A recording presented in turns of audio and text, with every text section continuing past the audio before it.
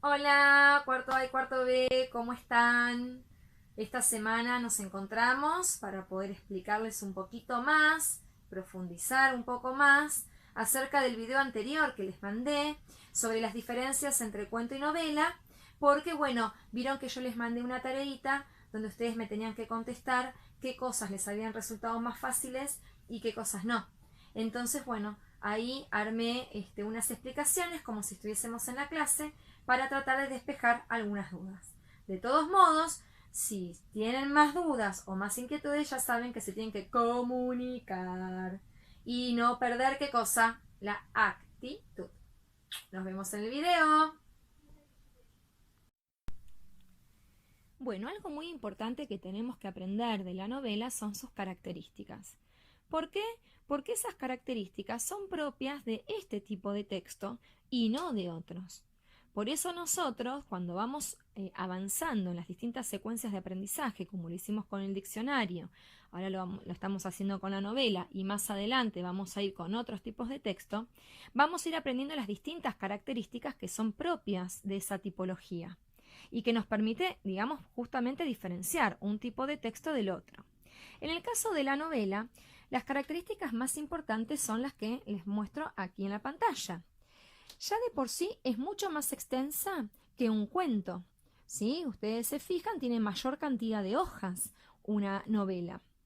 Al tener mayor cantidad de hojas, al ser más extensa, ¿sí? Van a aparecer más cantidad de personajes. Me puedo permitir, ¿sí? Presentar mayor cantidad de personajes aparte de los personajes principales. Por lo tanto, van a aparecer mayores descripciones. ¿Por qué? Porque a medida que aparezcan los distintos personajes, se van a ir describiendo, se van a ir contando cómo son esos personajes, qué hacen, cómo se mueven, qué relación tienen con los protagonistas o el protagonista, ¿sí? A qué se dedican, ¿sí? Van a ir mostrándose las cualidades y las distintas maneras en que se desarrollan estos personajes dentro de la historia. Por lo tanto, una cosa se va encadenando con la otra, porque fíjense, la novela es extensa. ¿Es extensa por qué? Porque vamos a tener mayor cantidad de personajes. Y si hay muchos personajes, voy a tener más descripciones. Y si tengo más descripciones, voy a tener más digresiones o digresiones. ¿Qué es esto que algunos me estuvieron preguntando? La digresión es una parte del relato, ¿sí?, que se aparta del tema principal para tratar algo relacionado con él. ¿Qué significa? Es el famoso acá entre nos, que la señora les cuenta, es como si fuese se fue por las ramas. ¿Sí? Capaz que uno empieza con una historia en particular y luego de esa historia me puedo permitir, ¿sí?, mencionar o dar detalles de otras cuestiones o situaciones. Por ejemplo, en el caso de la novela Matilda, ¿sí?, el personaje principal es Matilda, pero se desprenden otros personajes, como los padres de Matilda, el hermano, la señorita Honey o Honey, la directora Trunchbull, ¿sí?, la bibliotecaria, los compañeritos del colegio. Miren la cantidad de personajes que se desprenden de la novela Matilda. Y a cada uno se los va describiendo. Hay capítulos que hablan de la señorita Honey, hay capítulos que hablan y describen cómo es la señorita Trunchbull, ¿sí? Hay otros capítulos que hablan de cómo son los papás de Matilda. Hay un capítulo que habla y describe cómo es Matilda, ¿sí? Ahora bien, la digresión o digresión es la parte de ese relato que venimos desarrollando en la novela, de esta historia, que se va a apartar un poquito del tema principal para tratar algo que está relacionado con él. ¿Sí? Pero digamos, se aparta un poquito, brinda detalles, cuenta otro aspecto. Sí, quizás puede pasar como en el caso de Matilda, para que lo entendamos mejor, ¿no? Tenemos el personaje principal, es Matilda, y todo gira en torno a Matilda y se habla de Matilda, cómo es Matilda, lo que le gusta, dónde nació, cómo es su familia, etcétera, etcétera. Pero hay capítulos, por ejemplo, en los que dejamos un poquitito de lado a Matilda para centrarnos quizás en algún otro personaje que está relacionado con Matilda, ¿sí? Pero que nos convoca y lo describe y el autor se dedica a desarrollarlo aún más. Por ejemplo, cuando habla de Trunchbull, ¿sí? Me viene a la mente el capítulo de Trunchbull, ¿no? Ya ahí no está hablando de Matilda, que es nuestra protagonista, que es la que nos convoca y nos reúne en esta historia del libro, ¿sí? De la novela. Pero Trunchbull está relacionada con Matilda, ¿sí? Es una parte importante dentro de la historia, pero no es la protagonista. Entonces, en la historia, vuelvo a repetir, empieza hablando de Matilda, se presenta Matilda, se habla de Matilda y después van a aparecer otras partes del relato de la historia que la van a dejar un poquitito de lado a Matilda para contar algo que se relaciona con ella, pero que se está centrando en otra cuestión. ¿Sí?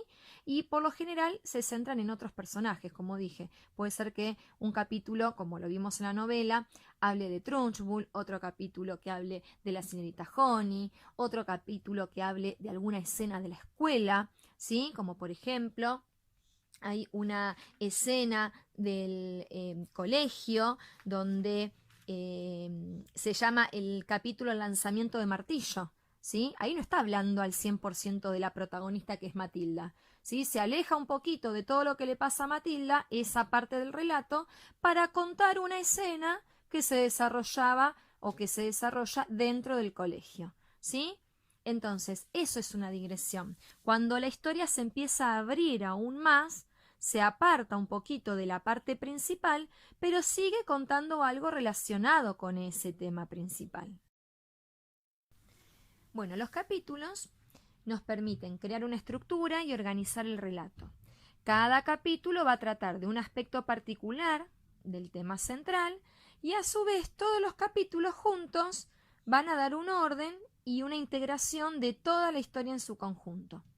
Los capítulos pueden aparecer marcados con títulos, con números, con algún asterisco. Los números pueden ser los números naturales o con números romanos, ¿sí? Hay distintas maneras de poder organizarlos. Ahora bien, hay distintos tipos de novela. Así como hay distintos tipos de diccionario, como vimos en la secuencia anterior, que tenemos diccionarios enciclopédicos, diccionarios bilingües, diccionarios virtuales, ¿sí? Y así hay más ejemplos, las novelas también tienen distintos tipos. ¿Y a qué hace referencia los distintos tipos de novela? Tiene que ver con las distintas temáticas que pueden tratar las novelas, ¿sí?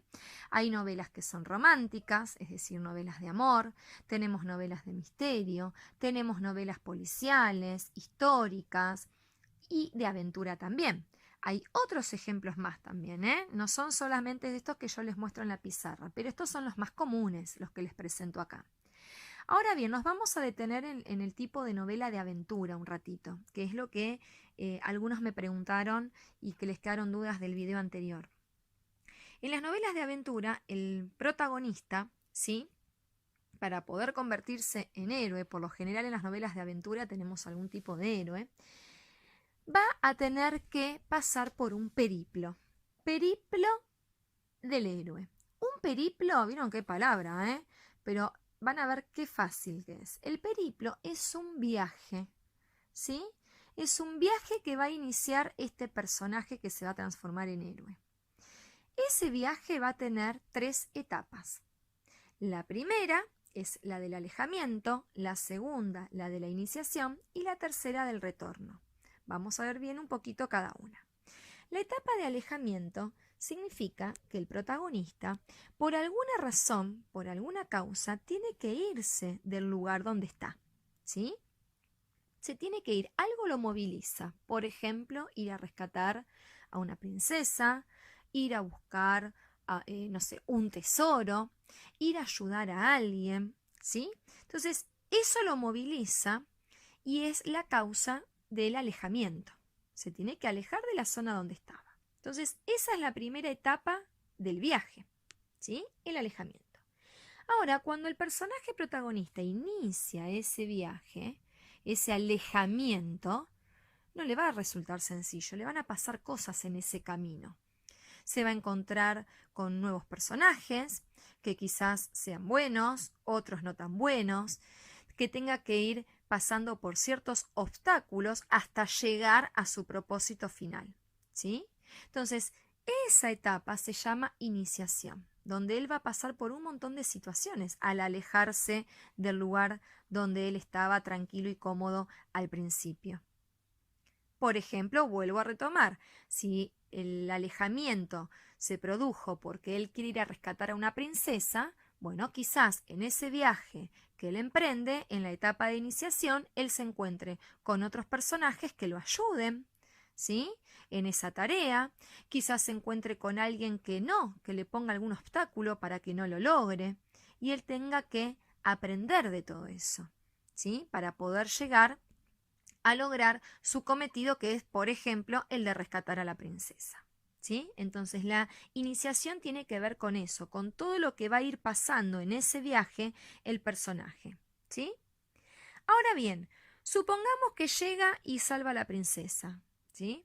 Es decir, termina eso que inició en un comienzo, ¿no? Ese propósito, logra finalizar o concretar ese propósito. Cuando termina esa tarea, ya el personaje no es el mismo cuando regresa. Esa es la etapa de retorno. El personaje no es el mismo que se fue. Él se fue de una manera, pero en el camino aprendió un montón de cosas, se enfrentó a un montón de situaciones que lo hicieron cambiar, ¿sí? Entonces, por eso, en la etapa de retorno significa que el protagonista termina su tarea, la finaliza, pero cuando regresa, él ya no es el mismo, porque atravesó un montón de aprendizajes entre medio, ¿sí? Que hacen que él, por supuesto, vuelva a reiterar, no sea el mismo.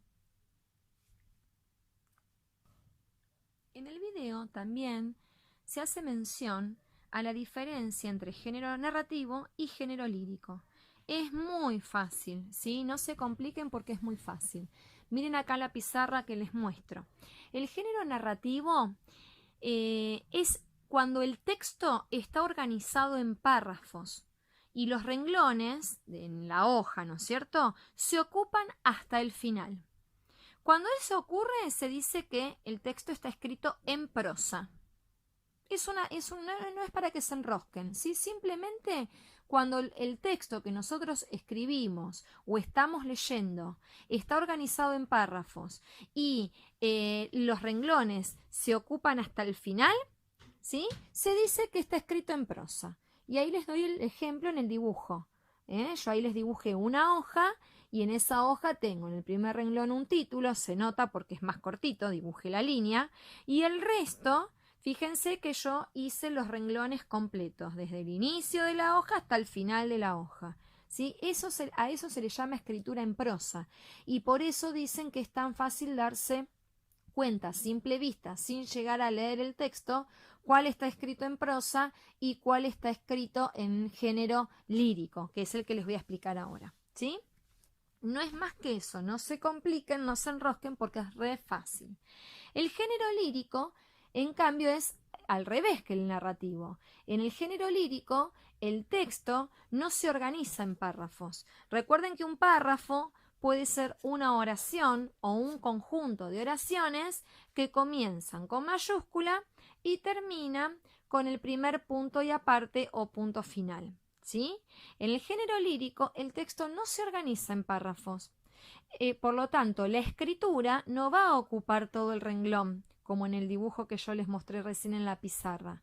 Entonces, cuando eso ocurre, significa que estamos frente a una poesía, ¿sí? Que ustedes han leído poesías en años anteriores. Bueno, cuando estamos leyendo poesías, ¿sí? Estamos hablando de que el género ya no es narrativo, que estoy narrando, contando, con una característica en particular en la organización de la escritura, sino que estoy utilizando el género lírico, ¿sí? Estamos frente a una poesía. Cuando estamos frente a una poesía, ya hablamos no de prosa, hablamos de versos, ¿sí? Hablamos de estrofas.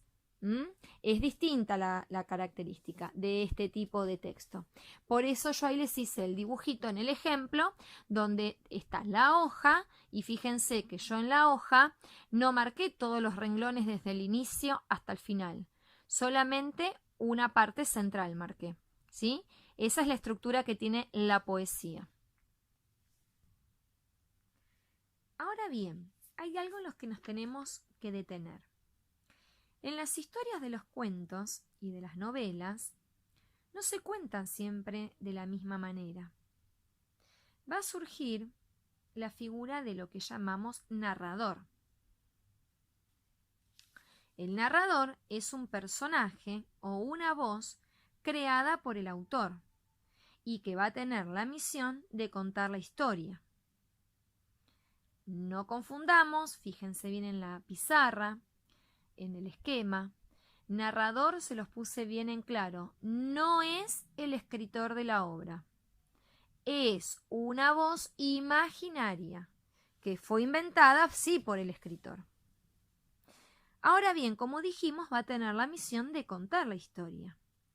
Pero van a haber distintos tipos de narrador según la información de que dispone para contar la historia y el punto de vista que adopte.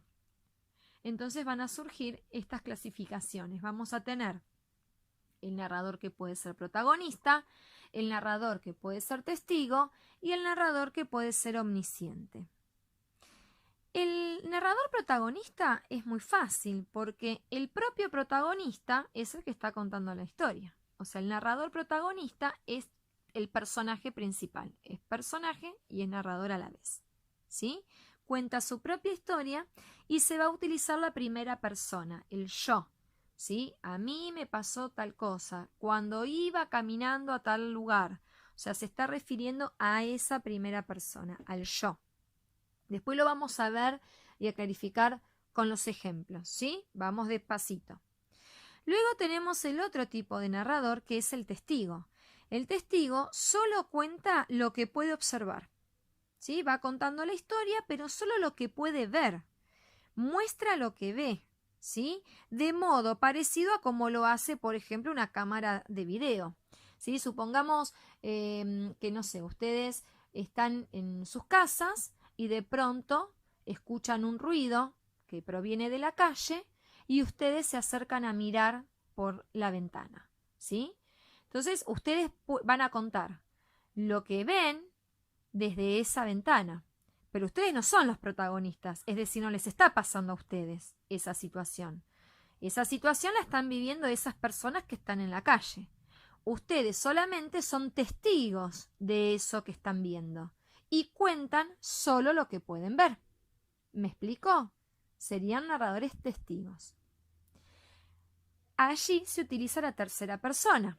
Después lo vamos a ver con un ejemplo, a ver qué significa esto. Es decir, ustedes no van a decir, cuando yo iba por la calle me ocurrió que pasó un perrito que me quiso morder. No están contando su propia historia.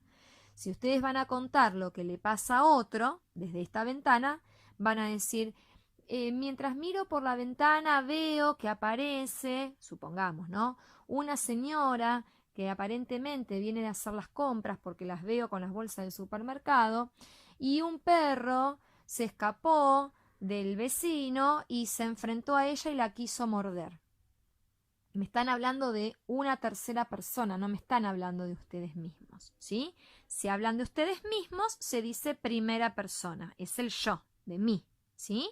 Y si están hablando de otra persona, ¿sí? Se dice tercera persona, porque estoy hablando de él o de ella o de ellos o de ellas, ¿sí? De otros, ¿de acuerdo? Igual después, tranquilos, que lo vamos a ver con un ejemplo. Y el narrador omnisciente es como si fuese un dios, el narrador omnisciente. ¿Por qué? Porque todo lo sabe.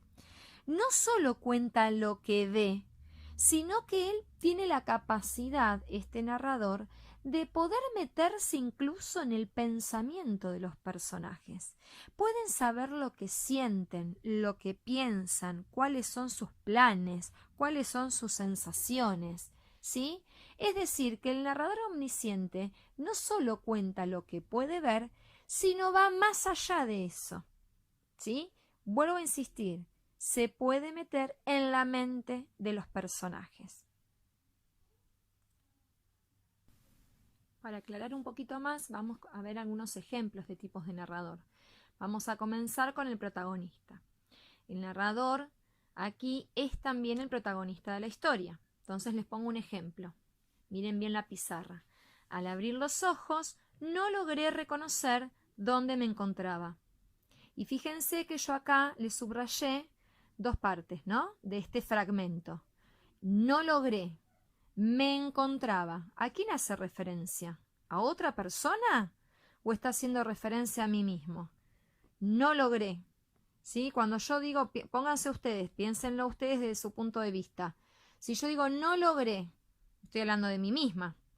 Porque si me estuviera refiriendo a otra persona, yo estaría diciendo no logró tal cosa. ¿Sí? En cambio acá, estas partes son claves en el texto. No logré, me encontraba. ¿Quién se encontraba ahí? Yo me encontraba. Yo no logré tal cosa. Eso indica que estamos hablando de la primera persona, ¿sí? De ese yo. Me estoy refiriendo a mí mismo. ¿Estamos? Por eso ahí, este tipo de narrador, vuelvo a repetir, se llama protagonista porque él mismo es el que está contando su propia historia. Ahora bien, en el caso del narrador testigo, habíamos dicho que solo cuenta lo que puede ver, ni más ni menos, solo lo que puede ver. Acá les doy un ejemplo, un pequeño fragmento que dice así. Miren bien la pizarra y lo que marqué. El hombre misterioso está parado en la esquina desde hace ya media hora. Sí, es como si yo me hubiese puesto desde la puerta de mi casa y me puse a observar a este hombre y cuento lo que veo. Veo que hay un hombre misterioso que está parado en la esquina desde hace ya media hora. Ahora, ¿estoy hablando de mí? No. Yo acá marqué, estoy hablando del hombre. ¿Sí? Y cuando digo está parado, ¿a quién hago referencia? Está parado. A ese hombre del cual hablo en el comienzo. Entonces, esa parte que yo les marqué ahí son los datos fundamentales que me indican la tercera persona. Es decir, ¿qué significa la tercera persona? Que no estoy hablando de mí misma. ¿Se acuerdan como en el ejemplo anterior? No estoy hablando de mí misma. Cuando hablo de mí misma o de mí mismo, ¿sí? Uso la primera persona, es decir, me estoy refiriendo a un yo. En cambio, en este caso, me estoy refiriendo a un él, ¿sí? Entonces, aquí estoy utilizando lo que se llama tercera persona, es decir, cuando estoy hablando de otro, ¿sí? Que no soy yo. Y el último tipo de narrador es el omnisciente, que como les dije recién, es aquel que todo lo sabe. Se puede meter en la cabeza de los personajes para saber lo que sienten, lo que piensan, lo que desean, puede saber sus planes, sus miedos, ¿sí? Es decir, todo, como si fuese un dios. Puede verlo todo. Y acá va un ejemplo de un fragmento también de una historia. Dice, Gregorio se levantó más temprano de lo habitual. Había pasado una noche confusa porque soñó que un monstruo se asomaba a la puerta. Fíjense, acá el narrador sabe que Gregorio tuvo una mala noche, que para él había sido una noche confusa, y sabía lo que había soñado. Este narrador sabe lo que soñó el protagonista, que es Gregorio. O sea, este narrador se metió en la cabecita del protagonista de Gregorio y pudo saber que él tuvo un muy mal sueño y que por eso había tenido una noche tan confusa y fuera de lo habitual. ¿Sí? Entonces acá queda claramente el ejemplo de un tipo de narrador omnisciente. Ahora, este tipo de narrador nunca es el protagonista de la historia, siempre está contando la historia de otra persona. En este caso, estamos hablando de Gregorio, ¿sí? Está hablando de un él, de un otro. A eso se le llama tercera persona, ¿sí? Bueno, espero que hayan entendido un poquito más el tema. De todos modos, en las siguientes clases los voy a estar invitando a que reflexionen, ¿sí? Y que pongamos en práctica un poco todo esto que estuvimos conversando en estos videos y poniéndolo a tono un poquito con Matilda. Lo vamos a ir analizando desde la novela Matilda también.